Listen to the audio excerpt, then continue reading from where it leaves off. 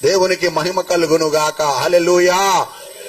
ఇంతలో ఒకడు వచ్చాడు, ఒక బుడింగి వచ్చినట్టు బయటకు వచ్చాడు. వాడు అంటాడు, ఒకప్పుడు యేసు ఒక మాట అనగా నేను విన్నాను. ఏం మాట అన్నాడు రా? ఇదిగో ఈ దేవాలయాన్ని పడగొట్టండి, 3 రోజుల్లో దీన్ని లేపుతానన్నాడండి. అబ్బా చాలు, ఒక మాట చాలు, ఈ మాట చాలు. సొలొమోను గారు కట్టించినటువంటి మందిరము ఈడు పడగొడతాడా? ఈడు కడతాడా 3 రోజుల్లో? అసంభవం, అసంభవం. వీడు దేవదూషణ చేశాడు అని ఒక మాట పట్టుకున్నారు. ఇంకొక మాట ప్రధాన యాజకుడు అన్నాడంట, అయ్యా నువ్వు అప్పుడప్పుడు అద్భుత కార్యాలు చేసావంట కదా, మరి నువ్వేమన్నా దేవుని కుమారుడవా?